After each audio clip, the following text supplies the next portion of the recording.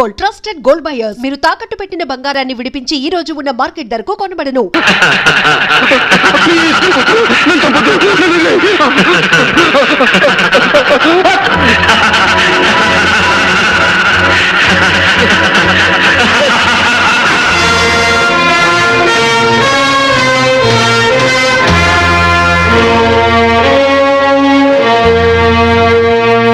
పరశురాం పరశురాం పరశురాం. ఎవడి పరశురాం?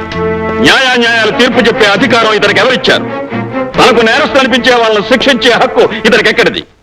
తనకు నచ్చని వాళ్ళను దెబ్బతీసి తను మెచ్చిన వాళ్ళని చేరదీసే అధికారం ఇతనికి ఎవరిచ్చారు? ఐశ్వర్యవంతుల బిడ్డల్ని అదరగొట్టి అధికారులను అడ్డు తప్పించుకు తిరిగే ఇతన్ని పట్టి శిక్షించే అవకాశమే లేదా? సార్, ఈ పరశురాం చాలా తెలివినవాడు. తలుచుకున్న పని చేస్తాడు, చేసిన పనికి సాక్ష్యాలు ఆధారాలు లేకుండా చేస్తాడు. మన డిపార్ట్మెంట్ ఎంత తెలివిగా వలపనినా తప్పించుకు తిరుగుతున్నాడు సార్. తప్పించుకుంటున్నాడని ఊరుకుంటే అది మన డిపార్ట్మెంట్ తప్పవుతుంది. అతన్ని ఏ విధంగానైనా చట్టం పట్టుకు తీరాలి. పరశురామును ఒకసారి పిలిపించండి. Okay sir. మిస్టర్ పరశురాం, నేను అడిగే ప్రశ్నకి మీరిచ్చే సమాధానం ఏమిటి? ఎక్స్క్యూజ్ మీ రంగారావు సార్, మీరు మా లాయర్. చట్టం గురించి మీకు తెలుసు, న్యాయం గురించి ఆయనకు తెలుసు. కనుక మీ ప్రశ్నలకు సమాధానం చెప్పగలిగింది నేను కాదు, ఆయన. ఐసి, ఇంతకీ మీకు తెలుసున్నదేమిటో? ఒకే మాటతో ఒకే బాటలో నీటుగా సూటిగా నడిచిపోవడమే నాకు తెలుసు. నేను వెళ్ళి రావచ్చుగా? You can go. Thank you sir.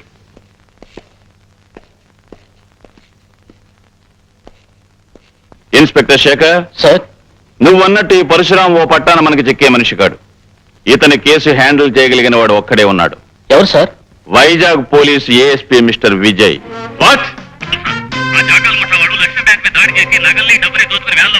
నేను వెంటనే బయలుదేరొస్తున్నాను.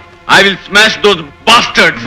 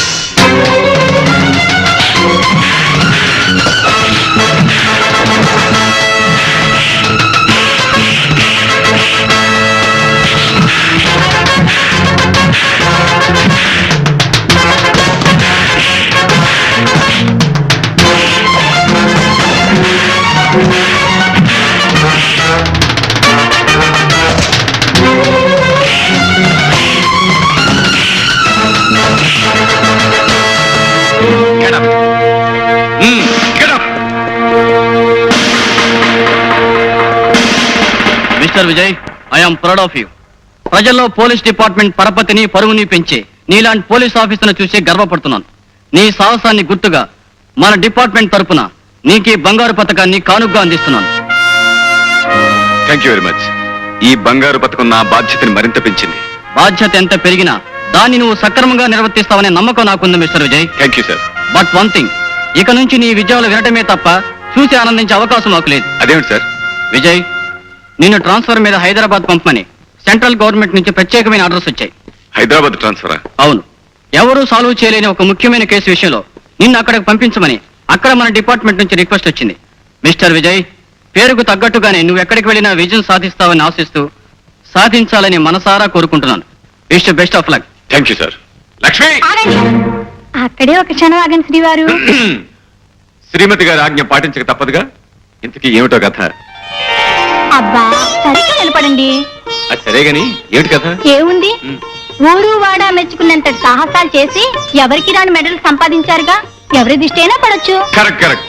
ఎవరి దృష్టి అయినా నా మీద పడి నాకు దిష్టి తగలచ్చు, కానీ ఇలా హారతి పళ్ళం చుట్టూ తిప్పి దిష్టి తీయడం కంటే ఒక పవర్ఫుల్ పద్ధతిని ఈ మధ్యనే ఒక సన్యాసి కొత్తగా కనిపెట్టాడు. పవర్ఫుల్ పద్ధత? అవును, ఆ పద్ధతి అనుసరించి పొద్దున్న, మధ్యాహ్నం, సాయంత్రం, రాత్రి, అర్ధరాత్రి, వేకువజామున ఎప్పుడైనా సరే తీయొచ్చు. అలా గనక దిష్టి తీస్తే ఎట్టి పరిస్థితుల్లోనూ దిష్టి తగలదు. ఏమిటండి అంత గొప్ప పద్ధతి? దానికి ఏం చేయాలంటారు? చెప్తాగా, పద. ఇలా కూర్చో. దా. కూర్చున్నావుగా, ఇప్పుడు నువ్వు కళ్ళు మూసుకోవాలి. కళ్ళు మూసుకున్నావుగా, ఇప్పుడు ఏం జరిగినా సరే ఏం జరిగినా సరే కళ్ళు తెరవకూడదు. ఏమిటండి ఈ తలుపులు తెరిచా ఉన్నాయి, ఎవరు చూస్తే సంబరపడతారు, ఇంటికి వెళ్ళి రిహార్సల్ చేసుకుంటారు, వాళ్ళు వీళ్ళని బట్టి టేకులు కూడా చేసుకుంటారు. సరేగాని నేను వెళ్ళి బయట తలిపేసి వస్తాను. ఏమిటండి హడావుడి? నీకు అద్భుతమైన విషయం చెప్పాలని వచ్చాను, అసలు విషయం మర్చిపోయాను. మీకు ప్రమోషన్ మీద ట్రాన్స్ఫర్ అయింది. ఈ విషయం నేను చెప్పకుండా నీకెలా తెలిసిందబ్బా? గోల్డ్ మెడల్ బహుమతి పొందిన పోలీస్ ఆఫీసర్ పెళ్ళాన్ని ఆ మాత్రం పరిశోధన చేయలేనా? నా కోసం నువ్వు ఆఫీసుకి ఫోన్ చేసి ఉంటావు, అక్కడ ఏ ఇన్స్పెక్టర్ నీకు ఈ వార్త చెప్పుంటాడు. గొప్ప కనిపెట్టారండి. ముందు ఈ విషయం మీ చెల్లితో చెప్పండి.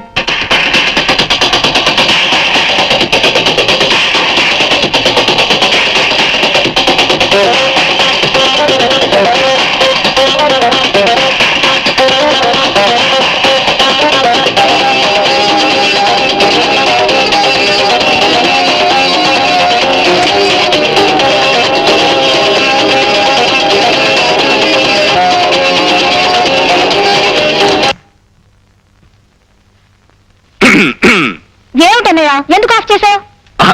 నాకు తెలియకూడతాను చెల్లెమ్మా, రాత్రి పగలు ఈ టేప్ రికార్డర్కి రెస్ట్ అనేది ఇవ్వకుండా మ్యూజిక్ పెట్టుకుంటావు కదా, నీకు విసిగనిపిస్తుంది? మ్యూజిక్ వింటవా? నేను కాలక్షేపానికి మ్యూజిక్ వింటూ కూర్చోలేదన్నయ్య. మరేం చేస్తున్నావమ్మా? ఎక్సర్సైజ్ చేస్తున్నాను. Exercise 1 2 3 go. ఫ్యాంటాస్టిక్. ఈ ఎక్సర్సైజ్ కంటే మంచి ఎక్సర్సైజ్ ఇంకోటి చెప్పనా? ఒళ్ళు వంచి ఇంట్లో సామానంతా ప్యాక్ చేయడం. సామాన్లన్నీ ప్యాక్ చేయడమా? ఎందుకని? నాకు ట్రాన్స్ఫర్ అయింది కనుక మన ఇక్కడి నుంచి జెండా ఎత్తేస్తున్నాం. ఏ ఊరికన్నయ్యా? ఎక్కడికో విన్నావంటే ఎగిరి గంతేస్తాం. అబ్బా, నన్ను ఊరించుకు చెప్పు అన్నయ్య. చెప్పు, ఎక్కడికి? హైదరాబాద్. హైదరాబాద్ వండర్ఫుల్. నిజంగా మా అన్నయ్య సో గ్రేట్. అన్నట్టన్నయ్య, ఇందాక ఉదయం చెప్పింది నీ సాహసానికి మెచ్చి నీ డిపార్ట్మెంట్ మళ్ళీ నీకు గోల్డ్ మెడల్ ఇచ్చిందటగా? కంగ్రాచులేషన్స్. ఇప్పుడున్న గోల్డ్ మెడల్స్ కాకుండా ఇంకా 100 1000 మెడల్స్ రావాలి. అవి తల నుంచి కాళ్ళ వరకు తగిలించుకోగా ఇంకా చోట్లేక మరికొన్ని మిగిలిపోవాలి. అవి నీ చెల్లెమ్మ తగిలించుకోవాలి. అది సరే, నిజంగానే ఈ బంగారు పథకాలన్నీ నీ సాహసానికి మెచ్చి ప్రభుత్వం ఇచ్చినవేనా అన్నయ్య? కాదమ్మా, అసలు ఏమిటో చెప్పనా? ఇవన్నీ నేను బజార్ నుంచి కొనుక్కొచ్చాను.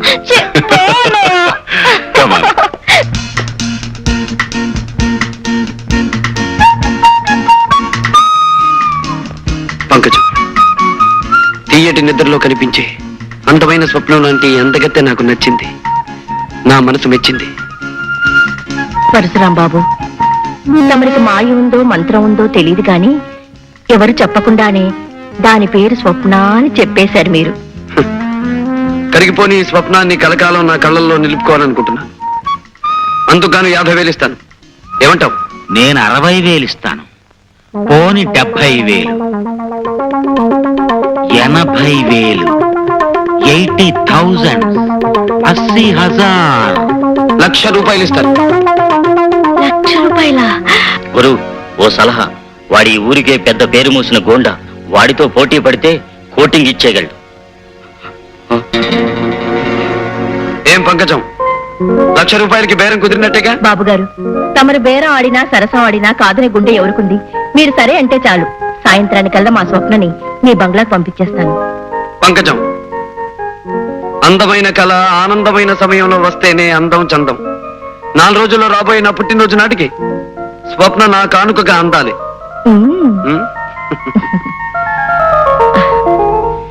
మిస్టర్ విజయ్. Yes sir. ఇది పరశురాముకు సంబంధించిన ఫైల్. సాక్ష్యాలు లేకుండా అతని మీద బనాయించిన కేసుల గురించి, ఆధారాలు లేకుండా అతని మీద ఇచ్చిన రిపోర్టుల గురించి, రుజువులు లేకుండా అతను చేసిన పనుల గురించి ఇందులో అన్ని వివరాలు ఉన్నాయి. Okay sir. నీ ఉద్యోగాన్ని, నీ కర్తవ్యాన్ని, నీ బాధ్యతను దృష్టిలో ఉంచుకొని సాక్ష్యాధారాలతో అతన్ని అరెస్ట్ చేస్తామని ఆశిస్తున్నాను. ఈ బాధ్యత నిర్వర్తించడంలో అవసరమైతే నా ప్రాణాలు సైతం లెక్క చేయనని ప్రమాణం చేస్తున్నాను sir. Best of thank you sir.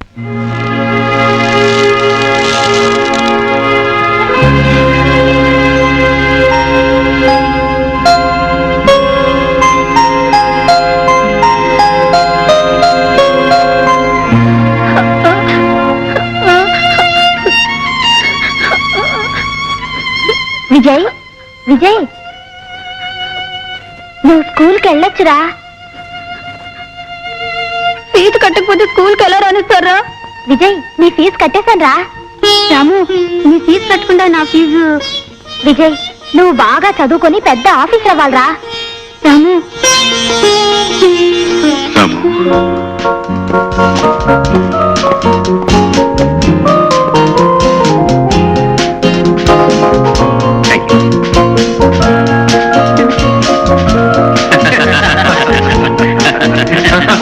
అదే విషయం.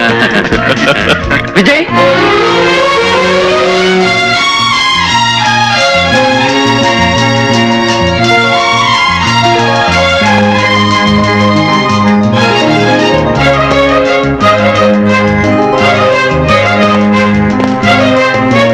రాము, విజయ్ రాము, విజయ్ ఒరే రాము, విజయ్ రాము. చేతగాని హైదరాబాద్ పోలీస్ శాఖ నీ చేత నా చేతులకు సంఖ్యలు వేయించాలని వైజాగ్ నుంచి నిన్ను పిలిపించిందన్నమాట. ఆ విషయం నీకెలా తెలుసు? చట్టం నేరం కలిసి ఆడే ఈ చదరంగంలో మేం వేయబోయే ఎత్తు పోలీసులకి, పోలీసులు వేయబోయే ఎత్తు మాకు ముందుగానే తెలియడం మామూలే విజయ్. రాము, నా జీవితంలో ఎవరి వలన దేని వలన ఎదురుకాని కఠిన పరీక్ష ఇప్పుడు నీ వల్ల నాకు ఎదురవుతోంది. విజయ్ అవును, ఈ విజయ్ జీవితంలో స్నేహం చేసింది పేదరికంతో, చదువు సంఖ్యలతో, వృత్తి ధర్మంతో, ప్రాణానికి ప్రాణమైన ఈ పరశురాంతో. వీటిలో ఏ స్నేహం పెట్టని పరీక్ష ఇప్పుడు నీ స్నేహం నాకు పెడుతోంది పరశురాం. వ్యక్తిగతంగా నిన్ను కలుసుకున్నందుకు పొంగిపోయే నా మనసు వృత్తిపరంగా నిన్ను కలవాల్సిన రోజు తలుచుకుని కృంగిపోతోంది. మై డియర్ విజయ్, ఊహించని మలుపులు తిరగడమే జీవితానికి ఉన్న ప్రత్యేకత. అందుకే అనుకుని విధంగా నువ్వు న్యాయం తరఫున మనిషివయ్యావు, నేను నేరం తరఫున మనిషినయ్యాను. రాము, ఎందుకు ఎందుకు నువ్వు అలాంటి దారిలో అడుగు పెట్టావు? విధి, పరిస్థితులు, పాపిష్టి మనుషులు కలిసి పగబట్టినప్పుడు మనిషి తప్పనిసరిగా తప్పటడుగు వేయాల్సిన పరిస్థితి వస్తుంది. అలా ఒకసారి వేసిన అడుగు అతన్ని సంఘం నుంచి, చట్టం నుంచి, ఆత్మీయుల నుంచి, అనుబంధం నుంచి దూరంగా తీసుకువెళ్ళిపోతుంది. పద్మవ్యూహంలో అడుగుపెట్టిన అభిమన్యుడిలా పోరాటం తప్ప వెనక్కి వచ్చే అవకాశమే నాకు లేదు విజయ్. రాము, నువ్వు వెళ్లే దారిలో నువ్వు చేరే గమ్యం ఏమిటో నీకు తెలుసా? ఈ కత్తుల బాటలోకి అడుగు పెట్టిన రోజునే తెలుసు సంఖ్యలు, చెరసాల నా కోసం ఎదురు చూస్తూ ఉంటాయని. అంతేకాదు, నీకు ఆ సంఖ్యలు వేయాల్సిన వాడిని నేనే కావచ్చు. అంతకంటే నాకు ఆనందమేముంది, అదృష్టమేముంది? నాకు సంఖ్యలు తగిలించినందుకు ప్రభుత్వం నీకు బంగారు పథకం తగిలించిన రోజు అందరికంటే ఆనందించేవాడిని నేనే విజయ్, నేనే. కానీ ఆ రోజు అందరికంటే ఎక్కువ కుమిలిపోయేవాడిని నేనే రాము. ఎందుకో తెలుసా? పసితనంలో నాకంటే చిన్నవాడివైన నువ్వు బరువులు మోసి, బళ్ళు తోసి, రూపాయి రూపాయి పోగు చేసి నా పరీక్షలకు ఫీజు కట్టి నన్ను చదివించావు. ఆనాటి నీ కష్టమే ఈ రోజు నా కాకి యూనిఫామ్ కట్టబెట్టింది. ఆ రోజు నీ శ్రమే ఈ రోజు నన్ను ఇంత ఆఫీసర్ని చేసింది. నేను నువ్వు వెలిగించిన దీపాన్ని రాము, నువ్వు వెలిగించిన దీపాన్ని. అందుకే నీ మీద నాకు స్వాతంత్రం ఉందని నమ్ముతూ నిన్నొక మాట అడుగుతా విజయ్. అదేమిటో తెలుసా? నా కష్టంతో నీకు కానుకగా అందించిన వృత్తికి, ఉద్యోగానికి ఏనాడు నువ్వు అన్యాయం చేయకూడదు. అంతేకాదు, ఏ సమస్య వచ్చినా, ఏ పరీక్ష వచ్చినా నీ బాధ్యతను నువ్వు నిర్వర్తించాలి. అలానే నాకు మాటి విజయ్, మాటి. తప్పకుండా నీకిచ్చిన ఈ మాట నిలబెట్టుకుంటాను. లక్ష్మి, ఈ రోజు నాకెంతో ఆనందంగా ఉంది. ఎందుకో తెలుసా? ఎన్నో ఏళ్ల క్రితం దూరమైన నా ఆప్తమిత్రుడిని మళ్ళీ ఈ రోజు కలుసుకోగలిగాను. ఇంకేమండి, ఈ ఆనంద సమయంలో మీరు ఎంత టిఫిన్ అయినా ఒకటి చాలు, ఒకటి చాలు. ఎవరండి అతను? ఈ రోజు మనం ఇంత తిండి తింటున్నామంటే అందుకు కారణం ఆ మనిషి లక్ష్మి. మేం మనుషులం వేరైనా మా మనసులు ఒక్కటే. గొప్పగా చెప్పారండి. నాకు మనిషి మనసు ఒకటే టైపు ఎవడైనా ఈ పాటికి దొరుకుంటే బాబు స్నేహం చేసేసి ఉండేవాడిని. అసలు స్నేహం అంటే బాబు, దుంబు, నీకు ముందు తెలియాల్సింది స్నేహం అంటే ఏమిటో కాదు, చట్నీ అంటే ఏమిటో తెలియాలి. కొబ్బరి పచ్చడి చేసే విధానం ఇదేనా? ఇదో విధానం అమ్మా, ఇంకా 2-3 విధానాలు ఉన్నాయమ్మా. నిదానంగా చేసి తినిపిస్తానమ్మా. అసలు కొబ్బరి చట్నీ ఎన్ని విధాలుగా చేయవచ్చు? నువ్వు కబుర్లు కట్టి పెట్టి ఇందాక నేను ఇచ్చి లిస్టు తీసుకొని బజార్కెళ్ళి సామాన్ తీసురా. వెళ్ళు వెళ్ళు. అలాగే అమ్మా. ఆ ఉపాహారంలో ఉప్పు కారం ఎక్కువైనాయని వదిలేయకండి, అవి పరమ పెడుతున్నా. తుక్కమ్మా ఇంకో 2 దోశలే. వచ్చావా మావా? ఏమిటే నన్ను చూడగానే నీ మొహం స్పెషల్ దోశ ఎంత అయిపోయింది? అవదటి మరి నీ మీద మనసెట్టుకున్న దాన్ని నిన్నే మనవాడాలనుకున్న దాన్ని. అవునవును, మనం జీవితాంతం క్షణము అట్లకాడలాగా కలిసి ఉండవలసిన వాళ్ళం. ఏది 2 దోశలు పడాయి. తిను మావా. మావా, నన్ను కట్టుకుంటే నా దోస్త్ తింటూ నాతో ఉంటూ బతుకంతా చక్కగా గడపొచ్చు. అరంగుళం మందాన 6 అంగుళాల కైవారం ఉన్న నీ దోశకు అలవాటు పడ్డవాడిని నిన్నుగాక ఇంకెవరిని చేసుకుంటానే. మనం తొందరగా మనవాడేయాలి మావా, లేకపోతే నా కాడికి దోసుకొచ్చిన పెత్తి అదవా దొంగ సుప్పు చూస్తున్నాడు. ఏంటి ఆకలితో వచ్చిన వాళ్ళు దేని సుత్తారో తెలియదేటి. అయితే మనం అర్జెంట్ గా మనవాడేయాలి, మన దోశను మనం కాపాడుకోవాలి. అయితే మావా దోశను లాగి చెయ్యి. నీ అమ్మ చెమ్మ చెక్క. వ్యవహారం కాస్త కష్టమైందే కానీ ఫలితం గురించి ఆలోచిస్తుంటే మనసు పరమ ఉత్సాహంగా ఉంది మస్తా. పరశురాంకి సంబంధించిన సరుకు మీద చేయి వేస్తే చాలా ప్రమాదం అనుకుంటాను జాకీ సాబ్. కొడితే ఏనుగు కుంభస్థలాన్ని కొట్టాలి, కొడితే పరశురాం సరుకునే పట్టాలి. నీ అమ్మ చెమ్మ చెక్క. ఆ సరుకు ఎక్కడ దిగుతోంది?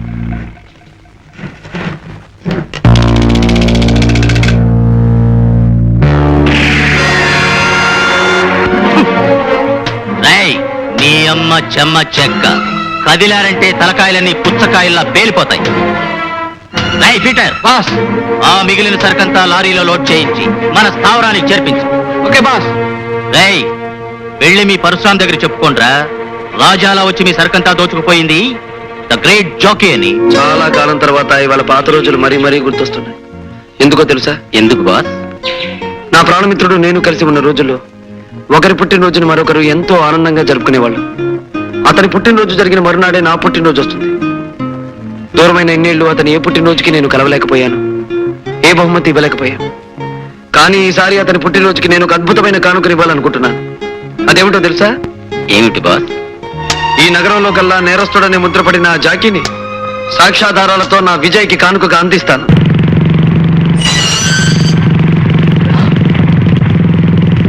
బాస్, ఇన్స్పెక్టర్ వస్తాడు.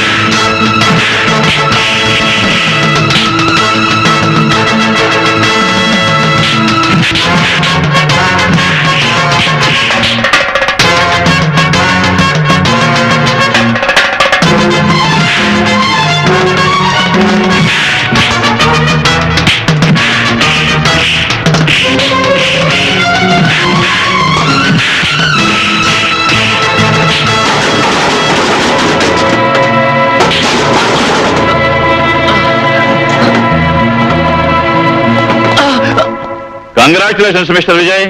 చాలా కాలంగా ఈ నగరంలో పోలీస్ శాఖను ఎంతో వేధిస్తూ దొరకకుండా తప్పించుకు తిరిగే జాకీ అండ్ గ్యాంగ్ ను అతి తక్కువ కాలంలో అరెస్ట్ చేసినందుకు నా కంగ్రాచులేషన్. Thank you sir. ఇదే విధంగా పట్టుదలతో ఆ పరశురామును కూడా అరెస్ట్ చేసి న్యాయస్థానంలో నిలబెడతామని ఆశిస్తున్నాను. I will try my best sir. నీ అమ్మ చెమ్మ చెక్క, నువ్వు చెప్తున్నది నిజమేనా మస్తాన్? అల్లాకి కసం జాకీ సాబ్, ఆ పరశురాం విజయ్ గాడు ఇద్దరు పెద్ద దోస్తీలు. ఆ పరశురాం గాడే విజయ్కు బహుమతిగా నిన్ను పట్టించాడు. నీ అమ్మ చెమ్మ చెక్క, నేను వాళ్ళిద్దరి శవాలు కళ్ళ చూసే వరకు కళ్ళు ముయ్యను మస్తాన్, కళ్ళు ముయ్యను.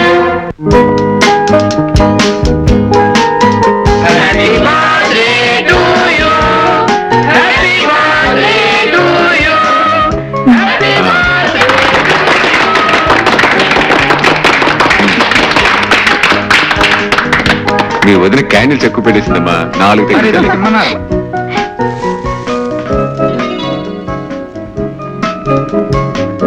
ఎక్కడున్నారు?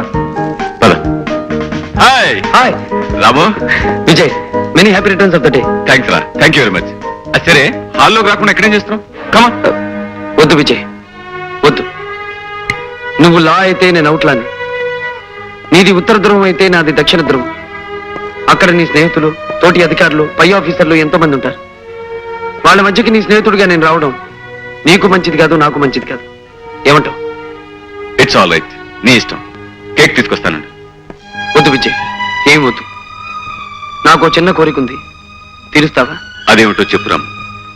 మహాలక్ష్మిలా కనిపించే చెల్లెమ్మ ఒక తీయటి పాట పాడితే వినాలనుంది. నా కోరిక తీరుస్తావా విజయ్? తప్పకుండా లక్ష్మిని పాడమంటాను. ఫ్రెండ్స్ అండ్ వెల్ విషర్స్, నా పుట్టినరోజు సందర్భంగా మా శ్రీమతి ఒక పాట పాడి మిమ్మల్ని అందరినీ ఆనందింపజేస్తుంది. నాకే పాటలు వచ్చండి. పర్వాలేదు, ఏదో పాట పాడు. వద్దండి ప్లీజ్, అది నా పాడాలి ప్లీజ్. తప్పదు. ఇదిగో.